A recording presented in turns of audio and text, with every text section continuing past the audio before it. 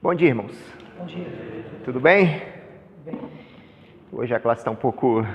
Temos agregados na classe, né? Nós já estamos um pouquinho avançado no nosso estudo cronológico, né? E talvez os agregados possam ter um pouquinho de dúvida em algumas coisas que já foram tratadas, né? Então, domingo passado a gente concluiu sobre a questão do dilúvio, né? Nós vimos o porquê Deus trouxe o dilúvio e que todas as nações que existem hoje, elas vieram pós-dilúvio, né? Todas as pessoas vieram depois do dilúvio. Todas as nações são descendentes de Sem, Cã e Jafé. Sem, Cã e Jafé formou todas as nações que existem hoje. O capítulo 10 de Gênesis, se os irmãos lerem o capítulo 10 de Gênesis, como nós falamos um pouco domingo passado, vocês vão ver que ali realmente é a história de cada nação, do surgimento de cada nação. Eu não coloquei no grupo, para os irmãos da classe, eu falei que ia colocar essa semana, eu não coloquei porque eu não tive tempo, mas eu tenho a tabela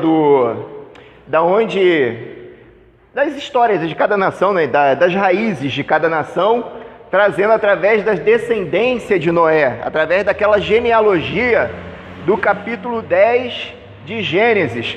Como é que surgiu o continente europeu, quem foi o primeiro ali que pisou ali, dos descendentes de Noé, e assim o americano, e assim vai, e assim vai por diante. Todos vieram da família de Noé, todas as nações. Naquela época, a gente falou também domingo passado, que a Terra era uma só. Não existiam vários continentes, era um continente só. Na escola, nós temos aqui alguns professores, os irmãos já devem ter estudado, está ficando pesado. Já devem ter estudado a famosa Pangeia, né? Acho que é Pangeia que fala o nome, né? Que é quando os continentes se separaram. Isso aconteceu pós-dilúvio, mas não aconteceu de uma forma assim de uma hora para outra. Houve o dilúvio e os continentes já se separaram. Eles foram se separando gradativamente, aos poucos, né? Até chegar na distância que estão hoje. Mas antigamente era tudo junto, né? Aí nós falamos um pouco sobre a Torre de Babel. Falamos um pouquinho sobre a Torre de Babel. Falamos que através da Torre de Babel foi aonde se difundiu, podemos assim dizer, aonde os continentes, cada um começou a falar as suas línguas. As línguas vieram depois da Torre de Babel, porque existia uma língua só. Existia uma só língua na Terra, nós não sabemos que língua é essa.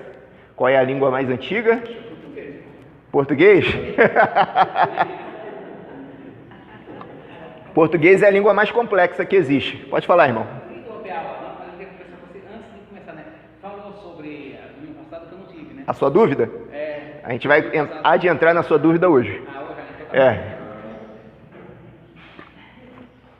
Aí dizem que a língua mais antiga é a língua árabe, né? Porque o mundo antigo, ela foi formada na região onde é a atual Iraque hoje, né? A Babilônia, né? Mesopotâmia, é o atual Iraque. Inclusive o Jardim do Éden, nós vimos que a localização do Jardim do Éden é justamente onde é o Iraque também hoje, que fica aqui entre o rio Tigres, rio Eufrates, e ele cita mais dois rios que não existem hoje, né? Mas o rio Tigre e o rio Eufrates existem até hoje. Então a gente viu que mais ou menos a história, podemos dizer assim, da humanidade, ela se deu início nessa região árabe, né? Essa região onde é o atual Iraque, Irã. Nós vimos quando a Torre de Babel também foi construída mais ou menos nessa região aqui. A Arca de Noé, ela repousou sobre a Turquia, né, no Monte Ararat, que é a divisa da Turquia acho que com o Arã aqui, né, mais ou menos. Com a Rússia, né? Pega um pouco da Rússia ali. Então, o mundo antigo, meus irmãos, ele começou tudo aqui na região árabe, né? Na região que é a atual Iraque hoje, que é o Irã, que é uma região de muitos conflitos, como o irmão aqui falou, e ele gostaria de saber o porquê tem tantos conflitos lá, e tem resposta bíblica para isso, né?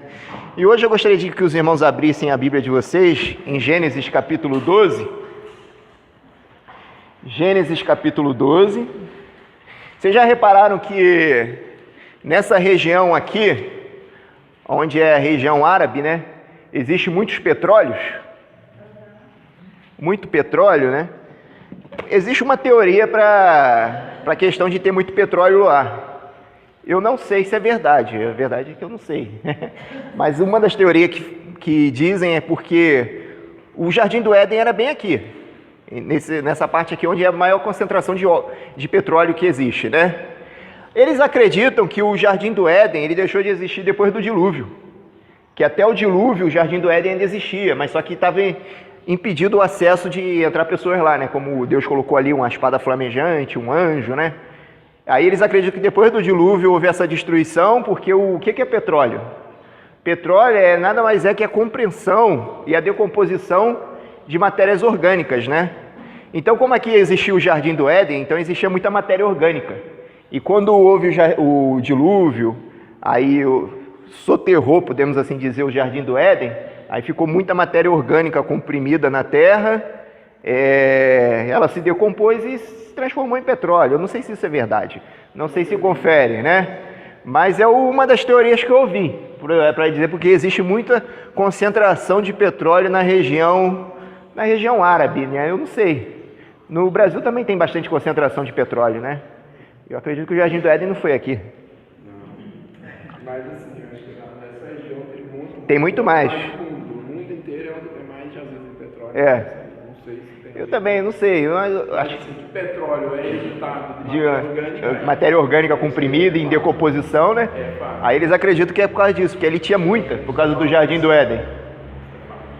Eu acredito que o Jardim do Éden, depois da queda, ele ficou realmente um pouco nesse plano terrestre, né? Eu acredito dessa forma, né? Mas depois Deus levou para ele. Porque era um jardim espiritual aquilo lá, né? Nós vemos que Lúcifer, antes da criação do homem, Lúcifer já andava no Jardim do Éden, né? Existia o Jardim do Éden. E nós vamos ver que no Apocalipse, quando Deus restaurar a terra, tal, irá o período do milênio, aí vocês vão ver também que lá Deus vai trazer de volta a árvore da vida. Não é isso, pastor? O pastor deu aula sobre isso. Vai trazer de volta a árvore da vida que ficava no Jardim do Éden. Então eu não sei, irmãos, são teorias. Se ele não existe, por que a necessidade do mundo? Mas assim, vamos organizar um pouquinho. Se ele não existe mais, por que a necessidade da espada flamejante dos anjos na porta? Então, Deus teve um cuidado. Eu acho que Deus não faz nada. Eu acho que são coisas que a gente vai saber depois. Né? Mas eu penso que tem algum significado. Eu também acredito. Porque senão Deus teria decidido, Deus pega Adão e Eva e tira do jardim. E você vê. Se ele não destrói, existe algum projeto de Deus ou algum pensamento de Deus. Então, segundo essas pessoas, eles acreditam que foi destruído depois do dilúvio. Que é o dilúvio, quando veio o dilúvio, destruiu e soterrou o jardim. Por isso que lá existe muito petróleo. Porque é muita matéria orgânica que ficou comprimida e tal. Eu acho que assim, se a gente espiritualiza a questão do Jardim do Éden, a gente vai dizer que a criação é espiritual. O Jardim do Éden existiu, é real. É real, ele é literal. Porque ele foi destruído de dilúvio. Eu penso assim. Porque naquele momento que Deus colocou o anjo, é que Adão não voltasse. É temporal. É temporal. Se vocês forem ver... Se Adão voltasse no Éden, no começo, a árvore ia ficar permanentemente pecador. Não tinha salvação para ele. Ele ia viver um eterno pecador. Isso. Então Deus, sem acesso à árvore da vida. Foi um ato de graça. O impedimento do homem ao Jardim do Éden foi um ato da graça de Deus. Ele só não fez. Vou tomar cuidado que ele não volta. Então o Éden ele foi físico. Foi físico. É um lugar assim, e real. Tem sentido. Estou dizendo que de fato isso, o que o petróleo, não é assim. Mas que o Jardim do Éden foi ali no Iraque, que até os rios estão lá, que ele foi real. O anjo foi colocado lá, ele não está lá até hoje, mas assim, o anjo foi colocado lá naquele momento para que Adão não voltasse, para que Adão não retornasse lá. E comesse a árvore, né? Então isso é importante, foi um ato de graça. Não, o jardim foi literal, isso é importante. Mas o Jardim do Éden existiu. Existiu. Não, o Jardim do Éden foi A nossa dúvida é qual destino tomou depois. Isso, né? A questão, mas assim, ele existiu, foi ali naquele lugar. Foi naquela região aqui, ó. Então era um ambiente perfeito, era um ambiente natural perfeito. Onde é o Iraque hoje? Isso, onde é o Iraque. Onde é o Iraque? Deus deixou os dois rios, né? Então tem o Gihon e o Pison que foi tirado. Esses rios, mas tem o Tigre e o Eufrates. Né? Ficava bem aqui. Pode o rio subir? Pode, até a mudança geográfica, terra sendo removida no dilúvio foi uma coisa. É uma teoria boa. Eu me simpatizo. Eu não tenho certeza. Mas ó, o que o pastor falou é muito importante, que nós temos que ter ideia que o Jardim do Éden realmente era literal, a irmã também citou e reforçou. É literal. Agora, qual destino o Jardim do Éden tomou depois? Se foi o dilúvio que destruiu o Jardim do Éden, se Deus tomou aquele jardim para ele, levou para o plano espiritual, não sei. Mas tomou algum destino, né? Essa do dilúvio é uma teoria muito forte. Não existe. Ele vai trazer de volta no Apocalipse, né?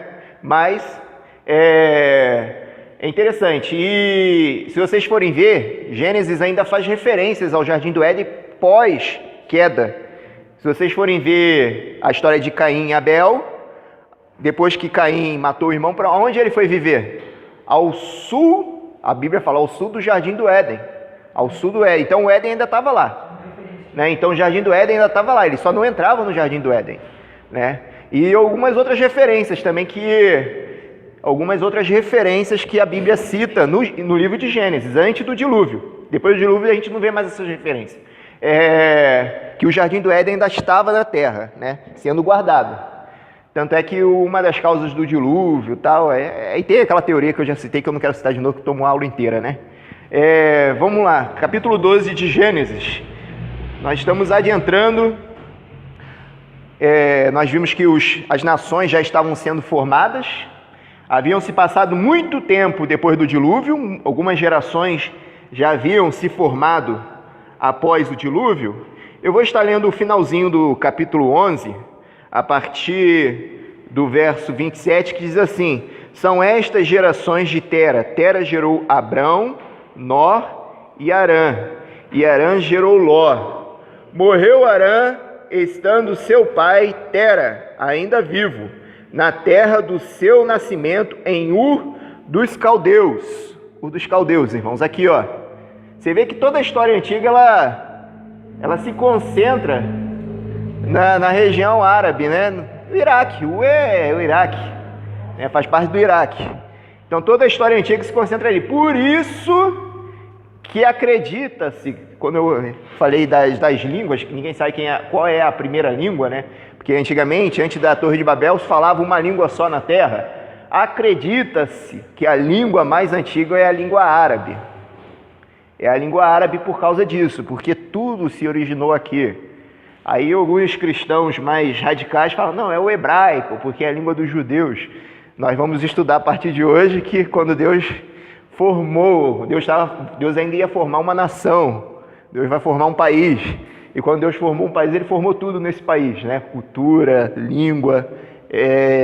Então a hebraica não é a língua mais antiga, porque ela saiu de outra língua, né? Então vamos lá. O português eu não sei de onde se originou. Eu sei que o português é a língua mais complexa que existe, né? Veio lá de Babel, mas é a língua mais complexa que existe, né? Ela tem um monte dizem que é a língua mais rica porque tem um monte de termos é diferente do inglês, de outras línguas, né? Que usa muitas vezes a mesma palavra para várias coisas, né? O português não. O português tem uma palavra para cada significado, então ela torna a língua rica. Então nós vemos aqui que Abrão foi gerado por Tera, ele é descendente de Sem. Então de Sem saiu a família de Abrão, de Sem saiu a nação a qual Deus vai formar através de Abrão. Vamos ler aqui o capítulo 12 agora, verso 1. Ora, o Senhor disse a Abrão: sai da tua terra, da tua parentela e da casa de teu pai, para a terra que eu te mostrarei. Farei de ti uma grande nação, te abençoarei e engrandecerei o teu nome, e tu serás uma bênção. Abençoarei os que te abençoarem e amaldiçoarei os que te amaldiçoarem. Em ti serão benditas todas as famílias da terra. Até aqui por enquanto. Então nós vemos, meus irmãos, Deus falando com Abrão e dando uma ordem direta a essa pessoa chamada Abrão, falando para ele: ó, Abrão, sai da sua terra. Ele morava em Ur dos caldeus. Sai da tua terra, da tua parentela, e vai para a terra que eu ainda vou te mostrar. E lá eu vou fazer você ser uma grande nação, e por aí diante. Ele vai trazendo uma série de promessas a Abraão. É interessante, meus irmãos, nós observarmos, Deus pediu para que Abrão saísse da terra dele, porque Deus estava querendo formar uma nação. Por que ele estava querendo formar uma nação? Qual o objetivo de Deus querer formar uma nação através de uma pessoa? Deus estava querendo formar uma nação porque todas as nações que estavam surgindo, se espalhando, Deus ele conseguiu cumprir o propósito dele, que era que o homem, a humanidade se espalhasse, enchesse a terra. Mas elas estavam se espalhando e enchendo a terra, mas estavam se afastando de Deus. As nações já não estavam mais observando o Deus verdadeiro. É interessante, meus irmãos, que a gente faz a pergunta: até hoje existem nações que não conhecem a Deus. Vocês sabem disso, né? Tem relatos missionários que existem terras hoje, povos de outras culturas, que nunca ouviram falar de Deus, do Deus a qual a gente segue. Adoram outros deuses, mas não conhecem um Deus verdadeiro. Aí a gente se pergunta, eu pelo menos fazia essa pergunta: se todo mundo veio de Noé, veio de Adão e Eva, depois do dilúvio veio todo mundo de Adão, da família de Noé, né? Como é que ainda existem nações que não conheceu a Deus, se Noé conhecia a Deus? Já pararam para se perguntar nisso? Vai passar de pai para filho, é que não é história, né? Isso. É passado de pai para filho, né? Vai passando de pai para filho, e antigamente não tinha a Bíblia escrita, né? Na língua dele. E a obrigação era do pai ensinar para o filho a crença, a fé, e assim sucessivamente. Mas só que conforme foi passando algumas gerações, alguns pais foram se desviando e foram ensinando de forma errada, foram esquecendo do Deus verdadeiro, até as futuras, as quintas, sextas, sétimas gerações estarem totalmente afastados sem saber quem é o Deus verdadeiro. Vamos chamar como Deus é categórico em falar, inculcará teus filhos, teus filhos na tua casa, se isso aconteceu, isso. Até que ponto aconteceu, quando isso se perdeu, aí foi comentando. Aí por aí vai, né? Então, quando chegou aqui no ponto de Abrão, quando chegou no ponto aqui de Abrão, as nações já estavam totalmente perdidas. Se você for ver o pai de Abrão, Tera, não era uma pessoa temente a Deus, era um idólatra, né? E Deus, por isso que Deus fez: ó, você tem que sair da sua nação, a sua nação é uma nação idólatra. Eu tenho que formar uma nação minha, vai ser uma nação modelo, vai ser uma nação onde vai ter a minha lei, vai ser uma nação onde vai ter a minha cultura, vai ser a nação onde eu vou formar com as minhas mãos. Esse era o objetivo. Irmão Joel. Nasceram alguns doidos que acreditavam que eles eram deuses e foram criando outros deuses. Outros deuses. O poder, é verdade. Uns malucos aí que acharam. Até hoje tem. Até hoje tem. O cara conhece, aí nasce, ele acha que ele tem. Que é Deus. No mundo antigo tinha muito isso. No mundo antigo a pessoa chegava no poder, virava rei, e ele se achava Deus, né? Ele se achava um Deus, né? É interessante que todos os estudos da história, no meio dos povos agros está, e existe a necessidade da questão de acreditar em algo. Acreditar em algo, Acreditar para negação ou acreditar para confirmação. Então, em todos os tempos, a humanidade, de diferentes formas, procurou a existência de Deus. No vazio da resposta, que é isso que o irmão colocou, porque não tem clareza de qual, então qualquer coisa serve para preencher esse vazio, né? E é nesse momento que Deus já percebia, já sabia de tudo isso, mas Deus vê essa necessidade de se apresentar como Deus único de uma forma muito pontual, né? Porque essa necessidade em qualquer tempo, tanto para negar, porque assim mesmo aquele que se diz ateu, ele crê piamente na não existência de Deus, também é fé. A questão é como eu canalizo essa fé. Então, nesse momento, com Abraão, existe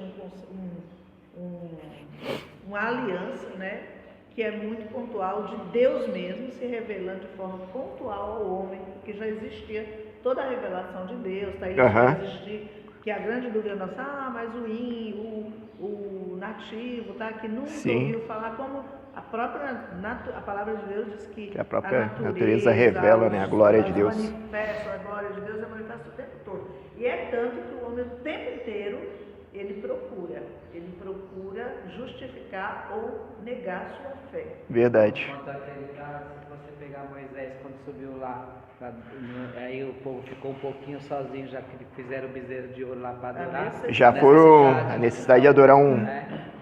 E é interessante que eles têm sempre a dificuldade de adorar o Deus verdadeiro, que é um Deus que não vê, né? Eles gostam o homem ele gosta de ver, né? E o homem é fácil de se corromper. Isso. Me chama a atenção, pastor, porque tipo assim, aí Deus ele quer estabelecer um povo seu, uma nação, com objetivo exclusivo, objetivo de influenciar. Nós vamos ver quando isso acontece, possivelmente, acredito que as outras nações já estavam contaminadas, não sei se é totalmente. Palavra, ou já estavam na idolatria, já estavam nos totalmente. conceitos, entendeu?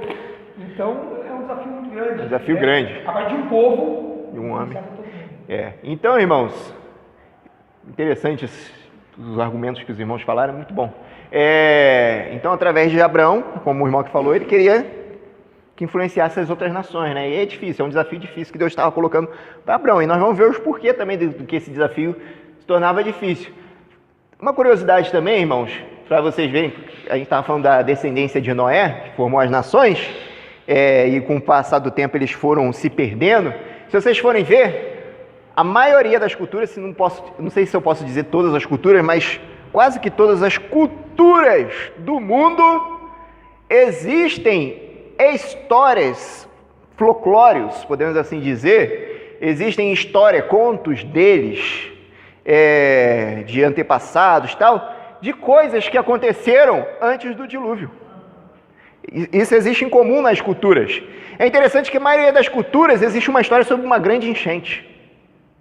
Sobre uma grande enchente, que foi destruído por uma enchente. Cada um da sua maneira, né? Cada um da sua versão. Cada um através do seu folclore, mas a maioria tem. A teoria lá, aquele da mitologia grega lá de Atlântida, né? Que era uma nação muito rica, muito próspera, tecnologicamente avançada, e de repente ela foi engolida pelo mar. Ela veio da origem do dilúvio também. Isso tudo influências, meus irmãos, de histórias que os pais foram ensinando para os filhos, cada um foi contando do seu jeito, até se tornar uma coisa totalmente fora da realidade, né? Até se tornar uma coisa totalmente fora da realidade. Domingo que vem eu vou tentar fazer uma dinâmica aqui com vocês, para ilustrar um pouco mais com relação a isso aí que o irmão falou, do pai ensinando para o filho e até chegar no ponto. Não é o telefone sem fio. O telefone sem fio é uma coisa legal, mas é uma coisa que dá para vocês verem realmente a que ponto vai mudando a história. É legal. Domingo que vem eu faço isso, tá bom? Que tem que achar um negocinho lá, tá bom? Até aqui. Então vamos continuar aqui, no capítulo 12.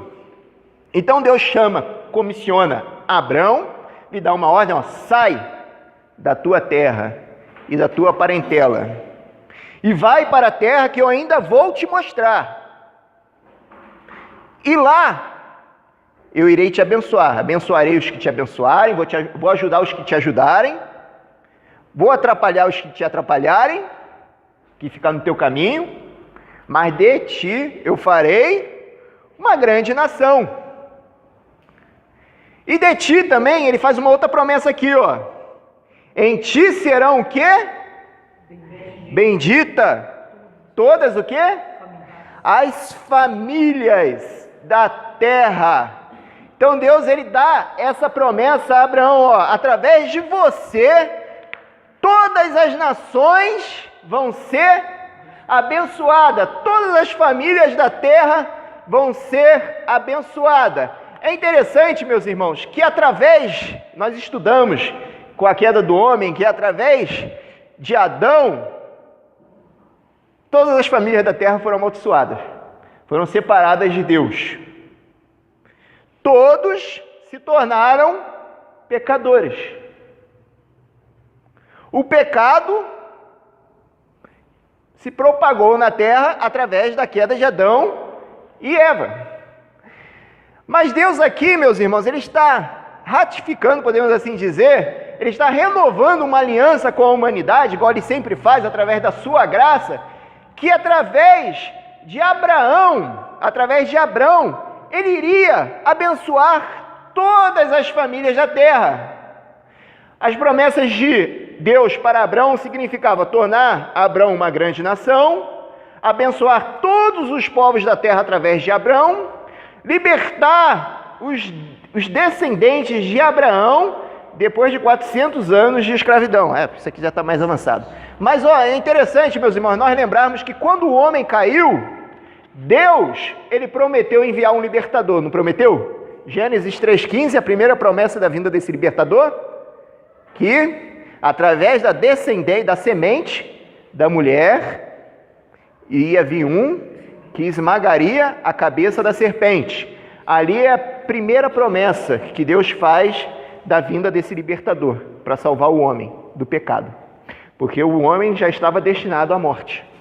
Ele pecou. O salário do pecado é a morte. Então o homem já estava destinado ao pecado.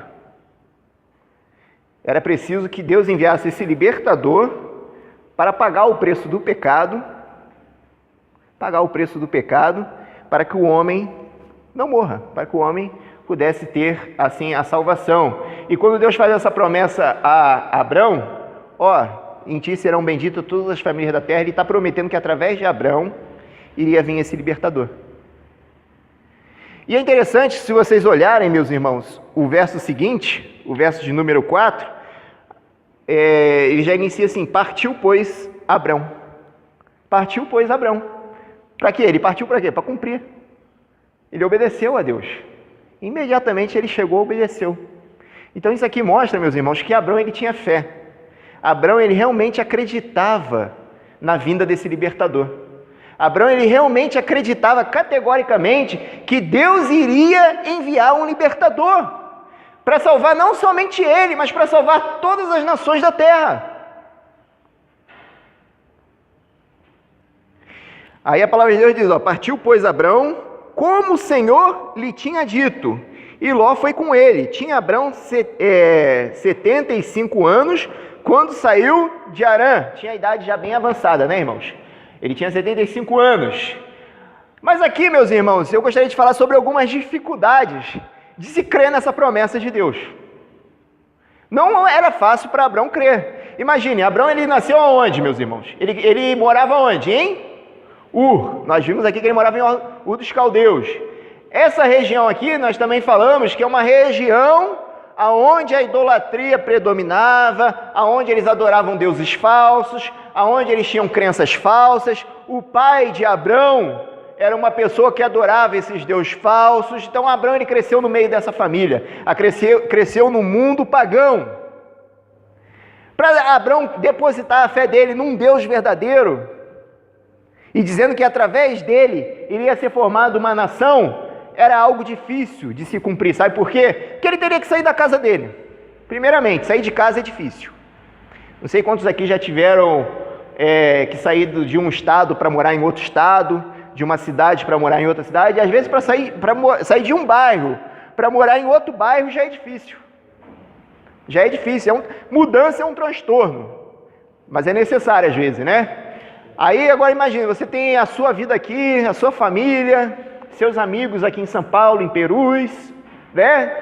Seus amigos, aí de repente a sua empresa fala, igual está acontecendo com o nosso irmão aqui, vou te transferir lá para Jacutinga, de Minas. Você vai ser gerente lá da nossa fábrica lá em Jacutinga, mas se você ficar aqui não vai ter vaga para você, vai ser mandado embora. Como é que fica a sua cabeça, irmão Rubens? Você que passou por isso? A mil, né? Poxa, minha família toda aqui. Recomeçar do zero. conheço ninguém lá, nunca fui em Jacutinga, né? É uma coisa, meus irmãos, é uma coisa não muito legal. Irmã Eliane? Eu falei, lá é bacana, tem bastante gente. É. Imagina Abraão na época dele. Hã? Imagina Abraão na época dele. Agora imagine Abraão na época dele, né? Hoje? E para Jacutinga, ir para. É a mesma coisa de conhecer Jacutinga é uma coisa. Ir para Jacutinga sem conhecer. Sem conhecer. Por causa de Abraão. De Abraão. Se todo mundo aqui soubesse a Jacutinga, eu te conheço lá em Minas, que é aquela região lugar que tem mais pistoleiro no estado de Minas, o cara não ia lá. Não ia, não. Eu nunca vi outra coisa daquela. Oi. Esse é um lugar ruim, pequeno, atrasado, ainda é uma porcaria. Jacutinga? A não ser que você for na Jacutinga. É Jacutinga de Minas, aqui do lado, sul de Minas. Aonde? Sul de Minas aqui. Ah, no sul, é que eu tô falando É. do norte. É aqui do lado, aqui, ó. É outra Jacutinga. É outra Jacutinga. É, essa aí é da Bahia. É, Bahia tem muito pistoleiro lá, né? Eu sei. É um passarinho, uma ave. Aham. Eu morei 3 anos em Jacutinga, né? Eu estudei lá. Eu estudei em Jacutinga. É, cidadezinha bonita, agradávelzinha. É uma cidadezinha agradável. É. Mas, olha, irmãos, É igual no começo, né? Tem a Eliane falando em história, os senhores conhecem muito de história, eu não conheço nada. Mas eu vejo Conhece. que na história, tem muitas suposições. Não, eu acho que aqui é assim, eu acho que aqui é assim. Ó, surgiu uma coisa engraçada agora, Jacutinga. 2 Jacutingas, o senhor fala de uma e eu penso em outra. Então, se nós dois fossemos escrever uma história sobre isso, o negócio ia sair uma... você ia falar da Jacutinga de Minas. Eu acho que sai aí. O Iraque é olhar no Jardim do Éden. É um arqueólogo, ele é da Igreja Adventista dos Sétimos Dias, que não tem nada a ver esse Iraque com ele disse que não tem. Eu conheço esse teólogo aí. Ele ainda falou sobre o Monte Ararat e tem sentido. Ele falou que o Monte Ararat não tem nada a ver com aquilo que o povo está cavacando lá pensando. Era um nome que as pessoas iam colocando. Duas coisas, por exemplo, eu sou de Jacutinga de Minas, eu vou botar nome dessa cidade aqui, Jacutinga do Sul. Então aí vem a história. Ele disse que não tem nada a ver. Eu já ouvi. Uma coisa muito séria no começo. Esse Jardim do Éden, ninguém sabe onde que é. E segundo a gente vai ler na Bíblia, o que os arqueólogos falam, não tem nada a ver com isso.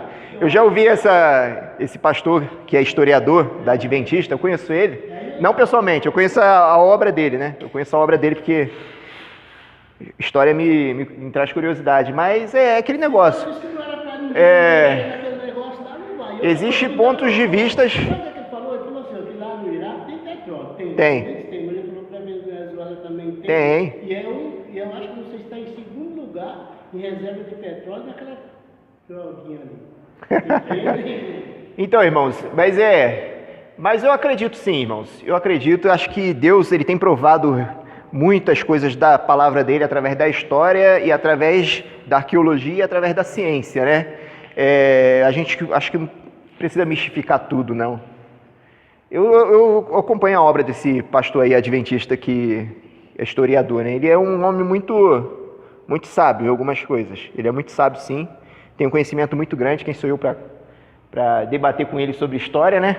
Mas meus irmãos, história a gente só algo só se torna história quando tem a escrita, né? Antes da escrita, se não tem escrita, não existe história, né? A própria história diz isso, né? A história. O homem é a história, né? Tanto é que quando fala ali da época das cavernas lá, pré-história, por que é chamado de pré-história? O que significa antes da história? Eles querem dizer assim, antes da escrita, porque não existia escrita naquela época, tal, né? E porque a história era formada através da escrita, através de registros, através de documentos, aí forma a história. O irmão aqui estava falando na Assembleia sobre a importância da ata, porque a ata, ela registra a história da igreja, né?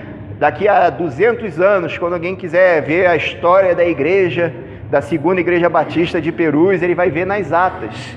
Porque está lá registrado, mas alguém falou que era assim, mas na ata está dizendo que é diferente. Então, eles vão seguir pelo que está escrito. É o registro, né? É o registro. Mas o meu pai, meu bisavô, meu tataravô, que foi membro da Segunda Batista, do meu não sei que lá avô, ele foi ensinando para os filhos que acontecia isso, isso, isso, aí vai ver na ata e tem uma confronto, aí vamos seguir o que está na ata, né? E é assim, por isso que Deus fez necessário de ter a palavra dele, para que a história que Deus achou importante ser registrado fosse registrada, né? Então Deus estava aqui prometendo enviar um libertador através de Abrão, e através da família dele seria bendito todas as famílias da terra. Então nós estamos falando da dificuldade. Então nós vimos que a primeira dificuldade seria ele sair realmente da terra dele, como é difícil para qualquer pessoa. É difícil, é um transtorno, né? Às vezes, hoje no mundo tão tecnológico nós temos que, tudo bem, eu vou para outro país, mas continuo tendo contato com a minha família através de telefone, internet, meios sociais aí que existem, né? Hoje tem essas opções. Naquela época a gente não tinha opção nenhuma. Ele saindo da terra dele, ele ia se desvincular totalmente com aquele povo lá.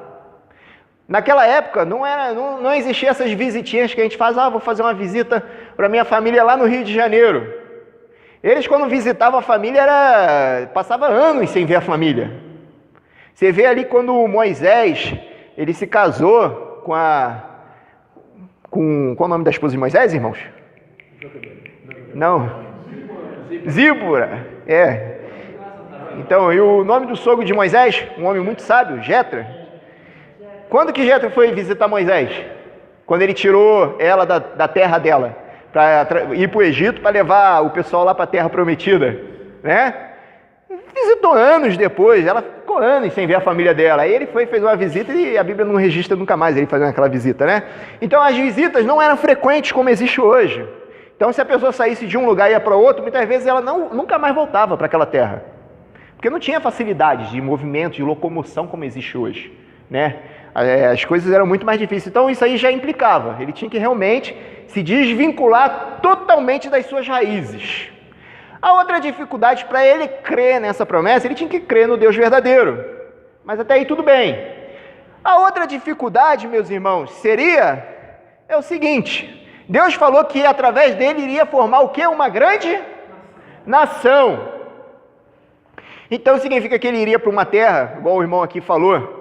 Ir para Jacutinga aqui em Minas é uma coisa, uma cidade mais bem estruturada. Agora ir para Jacutinga lá da Bahia, onde tem pistoleiro, terra de ninguém, é outra coisa. E Abraão estava indo para uma terra de ninguém. Ele iria para um lugar onde não tinha nada. E através desse nada, Deus queria formar uma nação. E ele não sabia onde era. Você sair para um lugar, não é muito mais fácil você comprar uma casa pronta do que construir uma casa? Assim, é mais confortável, né? Não é mais confortável a gente comprar esse espaço aqui do que construir lá? É mais confortável, né?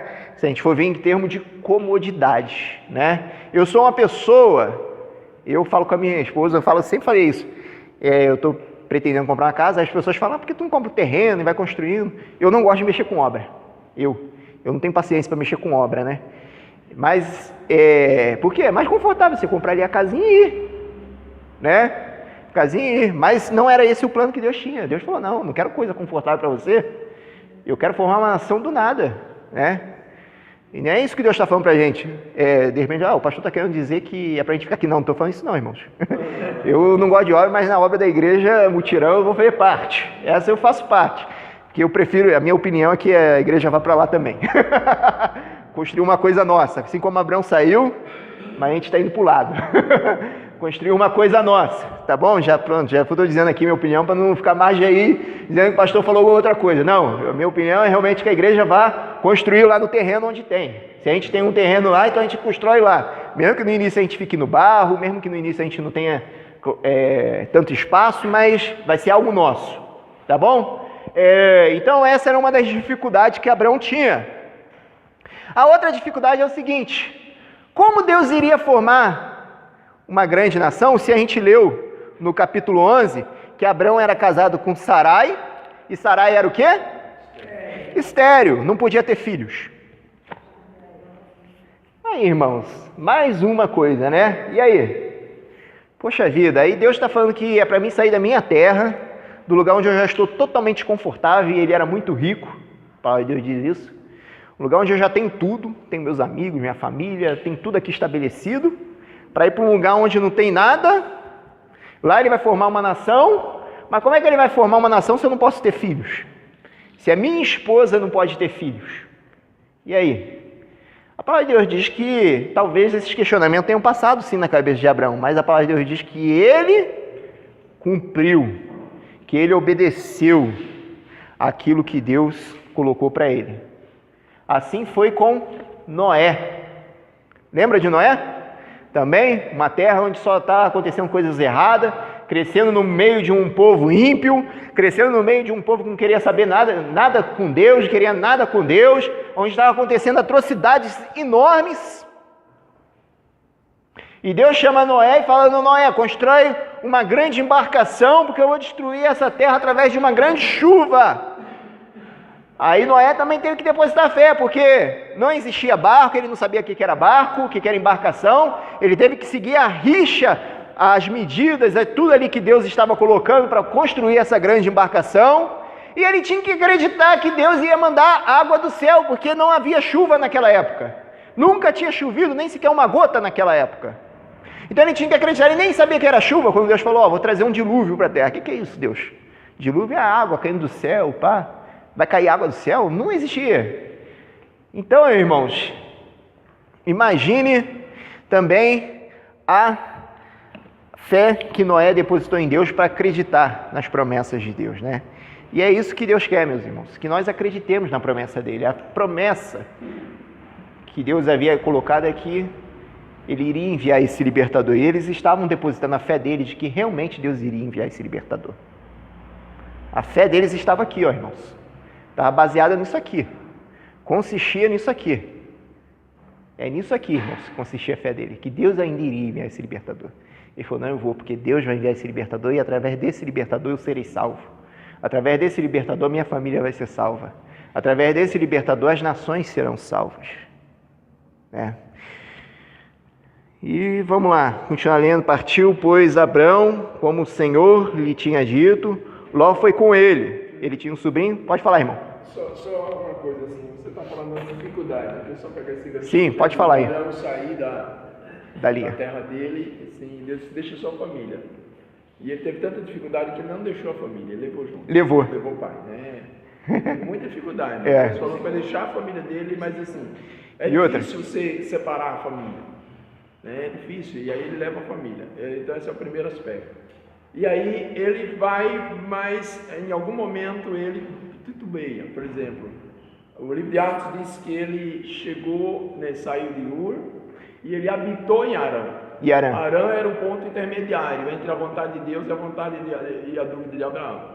Então dizer que Abraão não teve dificuldade, ele teve. Ele teve. É interessante.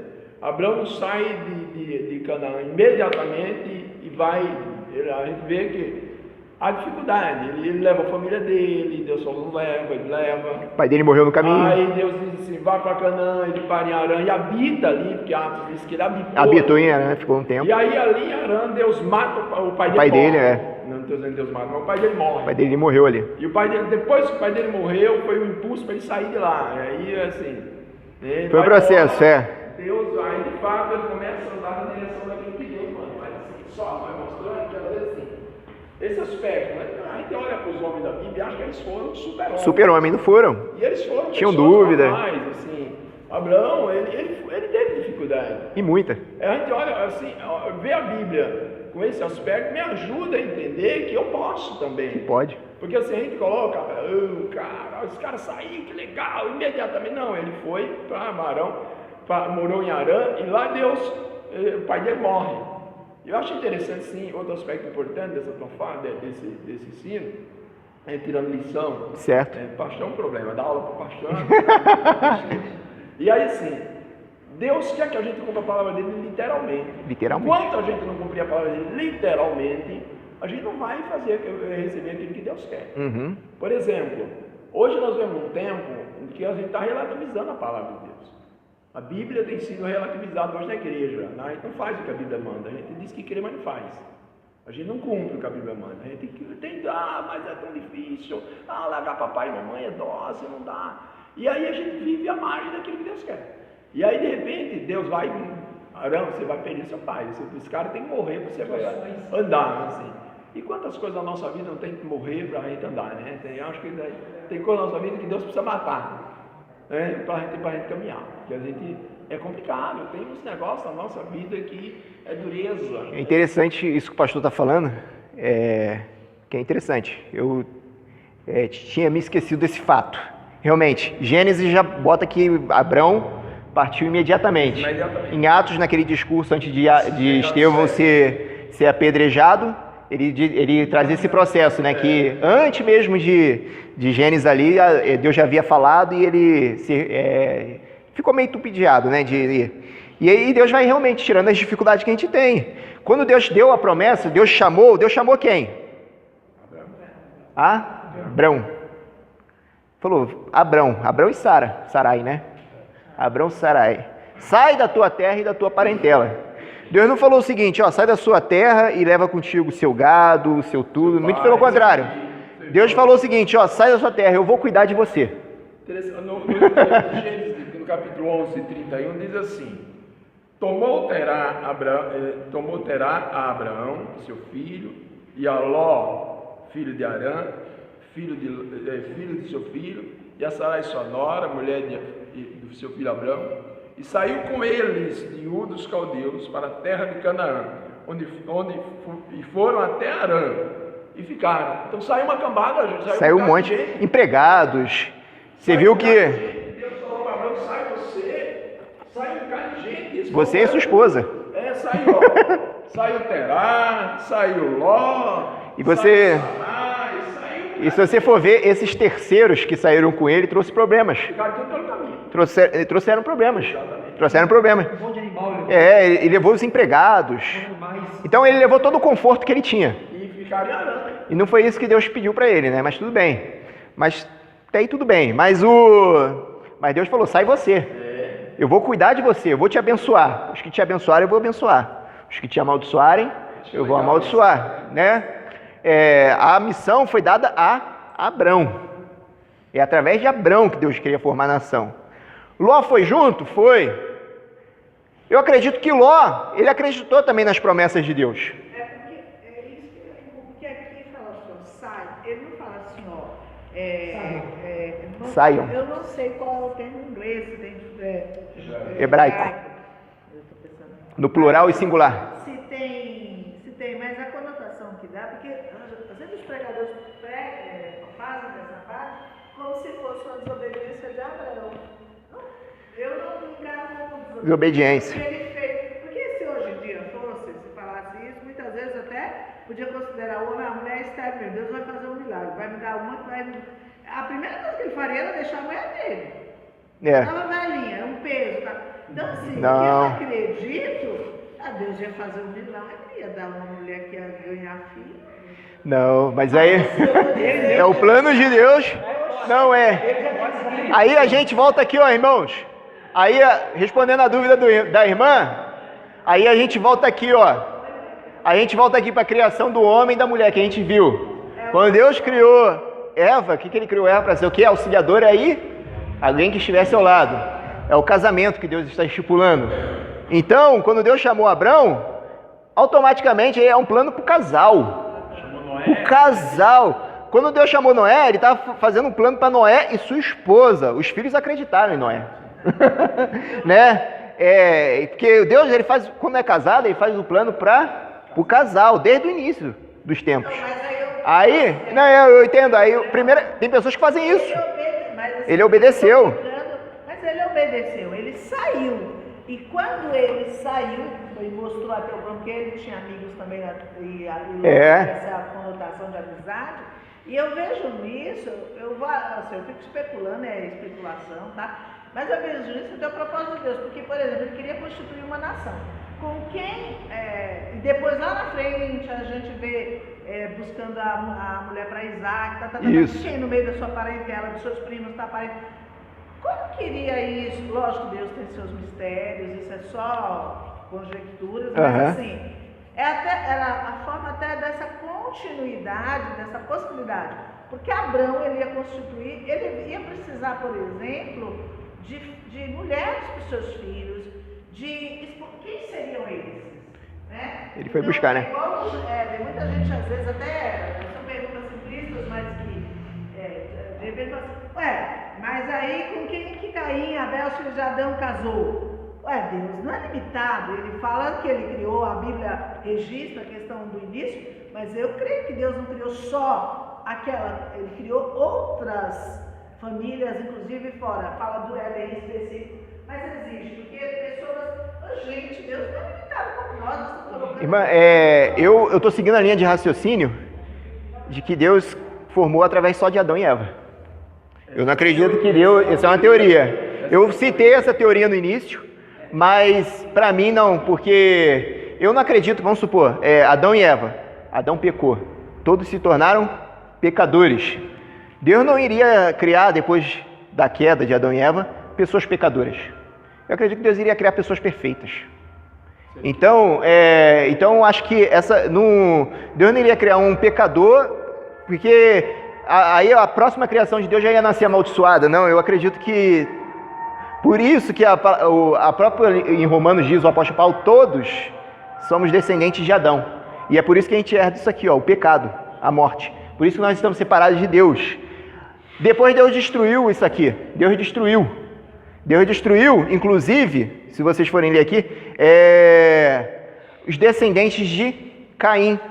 Os descendentes de Caim, a árvore genealógica de Caim acabou. Aí as nações foram formadas através da família de Sem, Cão e Jafé. E depois todos vieram desses. Não teve, assim, essa é uma teoria que a irmã citou.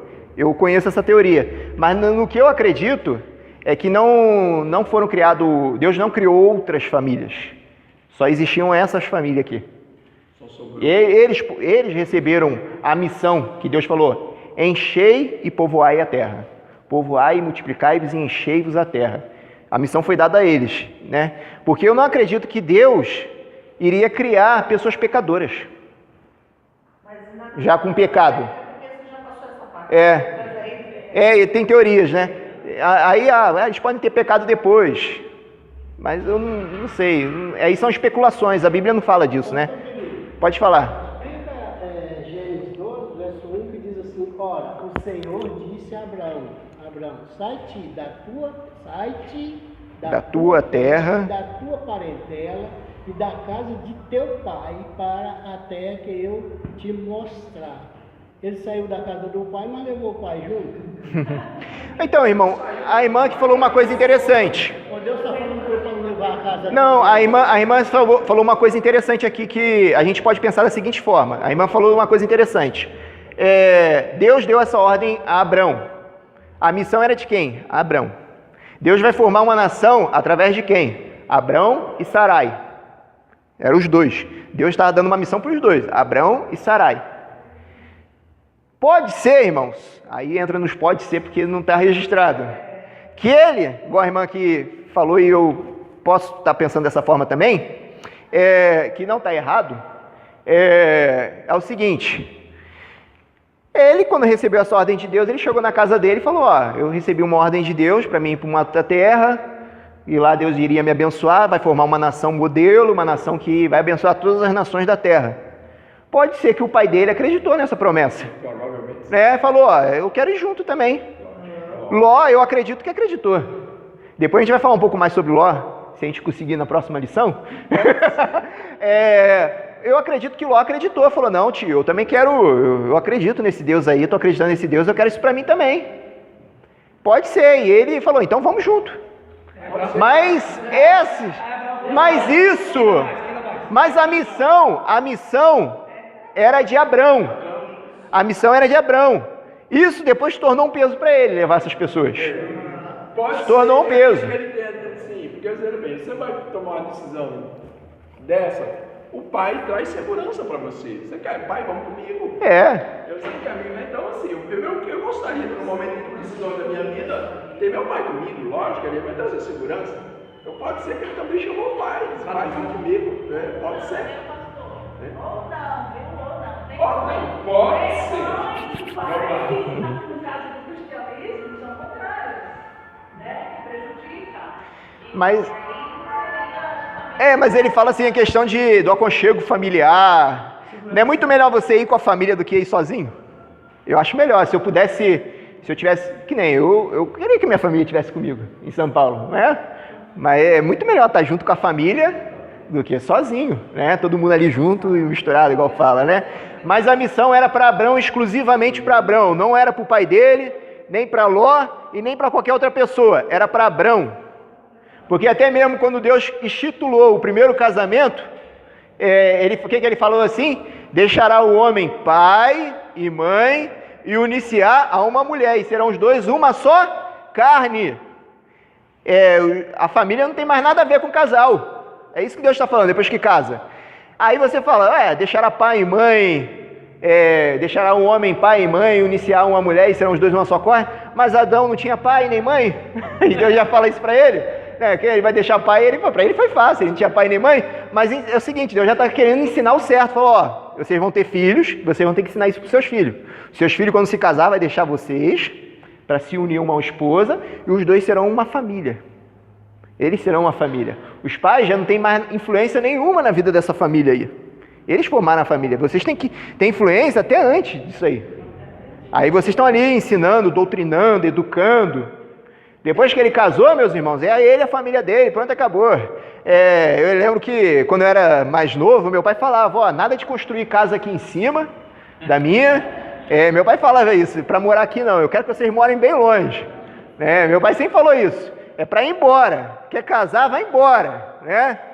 Quer casar, vai embora, ele falava para mim. Não é para construir casa aqui, não, isso aí eu não permito não. Ele falou, vai. Meu pai sempre ensinou o seguinte, quando eu era solteiro, isso eu devia ter meus 11 anos, ele sempre falava, vai juntando dinheirinho na poupança. Quando eu arrumei meu primeiro emprego, separa um dinheirinho, junta na poupança, para você comprar um terreno, quando tiver um dinheirinho legal, quando você estiver pensando em casar, para construir, para comprar uma casa, para quando você casar. Eu dei ouvido do meu pai? Dei nada, né? Agora estou sofrendo com isso, né?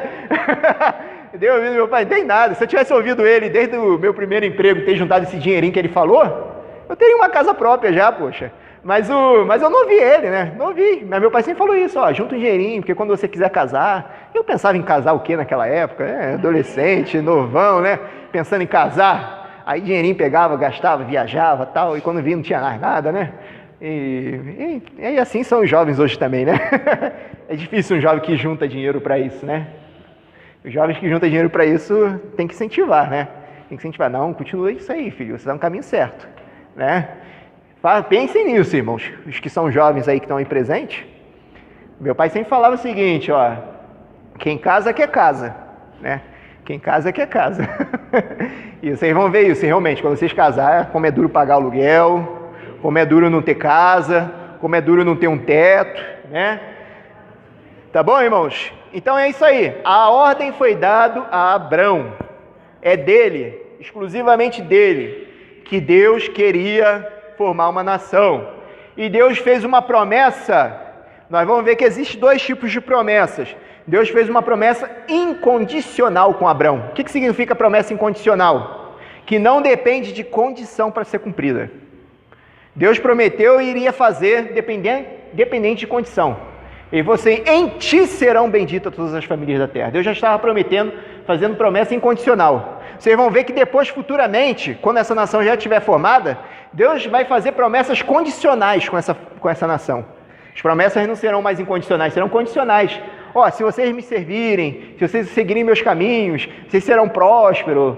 Se ele colocar esse "se", significa que é condicional. Você precisa cumprir alguma coisa para que Deus te abençoe. Né? Aí já está a questão do condicional. Em ti serão benditas. Nós todos entendemos de que forma que isso se cumpre através de Abraão. Em ti serão benditas todas as famílias da terra? Como?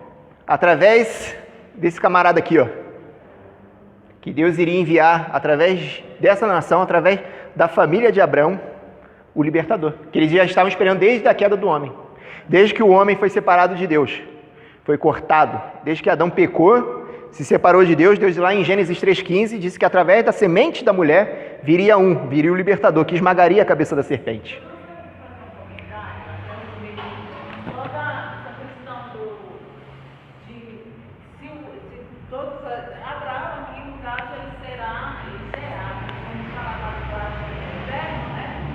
Certo? Ele será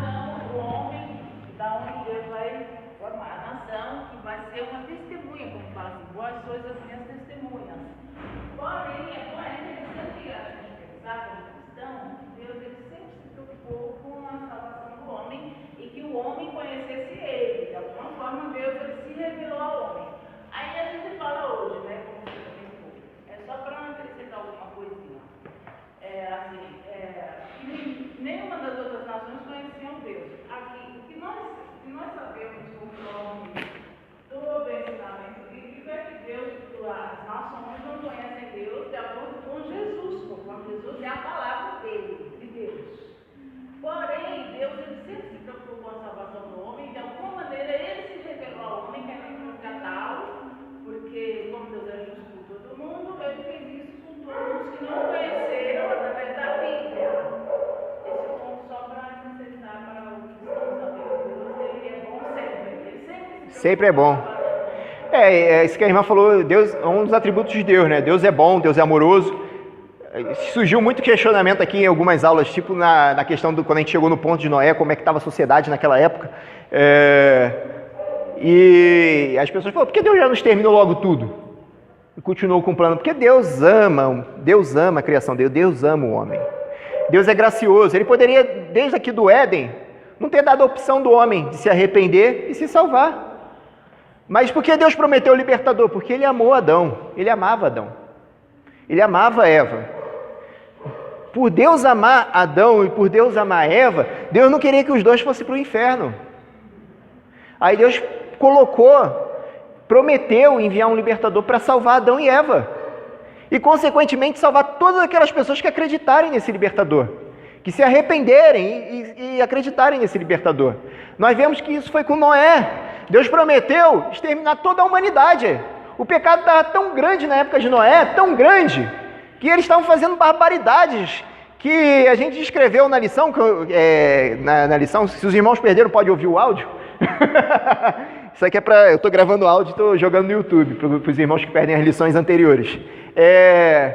Então, irmãos, a barbaridade foi tão grande na época de Noé que... Algumas teorias, né? Que nasceram gigantes, os irmãos podem ver lá também, no grupo eu joguei bastante coisa sobre isso, de ter nascido esses gigantes, pessoas com uma capacidade anormal, que Deus falou assim, ó, eu me arrependo de haver criado o homem. Eu me arrependo, vou exterminar o homem. Não tem coisa boa nesse mundo aí que eu criei. Não tem coisa boa.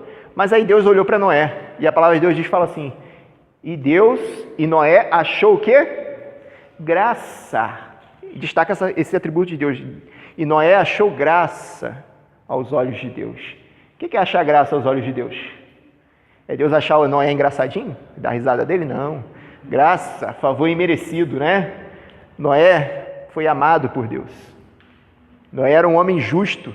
No meio de uma geração pecadora, ele se mantinha íntegro. Duas pessoas que Deus destaca no meio de pecadores que se mantém íntegro, que eu vejo, é Noé e Jó. Né? Noé e Jó, que Deus testemunha diante do próprio Satanás. É um homem justo e íntegro, que se desvia do mal. O Noé, ele fala a mesma coisa na palavra dele. Era um homem justo e íntegro que se desviava do mal. Né? Então, por causa dessa graça que Deus achou em Noé, Deus resolveu preservar a humanidade. E falou, através de Noé eu vou enviar o libertador. Aí, através de Noé, Deus continuou o plano dele. E através de Noé, Deus fez uma aliança que nunca mais iria destruir a terra dessa forma. Que é o arco, né? O arco-íris. Alguns dizem, é o arco. Toda vez que a gente vê esse arco aí, nós temos a aliança que Deus fez com a família de Noé, que nunca mais iria exterminar a terra dessa forma. Que Deus iria realmente cumprir a promessa dele, de enviar o libertador. Aí Deus agora quer salvar todas as nações, porque elas se perderam, através de uma única família também, através de Abrão. E aí está as dificuldades que nós já vimos, né? Abrão tinha mulher estéril, muitos, como a irmã que falou, e eu vejo pessoas fazendo isso hoje. Deus está me chamando, a minha mulher não quer ir, que se dane ela e eu vou sozinho. Né? Não, Deus se é casado, Deus é o casal, meu. Não existe isso. É o casal. Eu vou Deus está me chamando para o campo missionário. Mas minha mulher não tem chamado.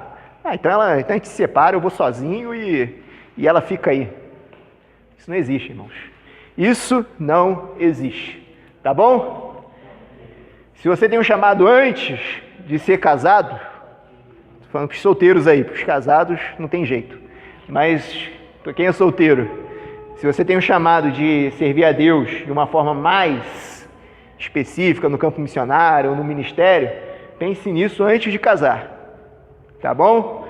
Quem você vai escolher para ser seu parceiro, se ele tem mesmos objetivos de chamado que você, porque quem é chamado, meus irmãos, tem que casar com alguém com o mesmo objetivo, não adianta, né?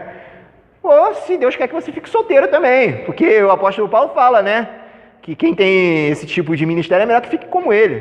Por quê? Fica desimpedido, né? Ah, eu quero ir lá pregar o evangelho no Acre, minha mulher não quer. Aí, já um impedimento aí. Agora o solteiro não, eu quero pegar lá no Acre. Ele vai. Não tem ninguém para sustentar, não tem um periquito para sustentar, né? Um passarinho, né? Como fala, para um pardal para dar água. Né? Ah, vou passar fome lá na China como missionário. Mas quem está passando fome é só eu, né? Minha família, né? A gente pensa na família, pensa em tudo, né? Quando tem família, né? Pensa nos filhos, pensa em tudo, né? Ah, tem escola lá para meus filhos. Aí já começam os impedimentos, né? Então Deus estava chamando o casal, Abrão e Sarai, tá? Eu vou estar terminando a lição aqui porque já são 11 horas e eu não gosto de passar das 11, né? Ficou alguma dúvida? Alguns irmãos têm mais alguma pergunta, mais algum esclarecimento? Elian, tem mais alguma coisa? Gostaria de falar? Essa teoria que a irmã Elian falou, meus irmãos, é legal. Eu falei um pouco sobre ela quando teve a criação de Adão e Eva, que talvez Deus possa ter formado outras famílias. Eu não estou seguindo essa linha de raciocínio, só porque existe linhas de raciocínio, eu não estou seguindo. Para mim vieram todos de Adão e Eva e Noé. Eu citei, mas é interessante, se os irmãos quiserem dar uma pesquisada, eu posso jogar alguma matéria no grupo do WhatsApp também, tá bom? Essa semana eu prometo jogar o que eu prometi no domingo passado e não joguei essa semana, que foi a questão da genealogia das nações, mostrando que realmente todos vieram da família de Noé, todas as nações, inclusive as nações que existem hoje, tá? Ali tem, através de Gênesis 10, tem a genealogia todinha. Eu não dei um estudo só sobre isso, porque isso iria tomar vários domingos, então eu preferi jogar no grupo e depois vocês tiram a dúvida comigo. Só o irmão ali, depois eu passo pro irmão. Fala. Depois de Abraão, quanto tempo demorou para nascer o libertador? Aqui no caso de... Oi? Depois de Abraão, quanto tempo demorou para nascer Jesus? Depois de Abraão? Depois de Abraão, acho que demorou uns 2.000 anos. É que se você pegar ali... Uns 2.000, né, pastor? Se você pegar Mateus 1, versículo 17, você contar de Abraão até Jesus, foram 42 gerações. Quantas? Foi 14. 42? Eu não tinha essa curiosidade. Mas passou quase, mais ou menos, né? 2.000 anos. Mas o senhor falou que até quando Caim pecou, ele não teve uma família dele, uma geração dele?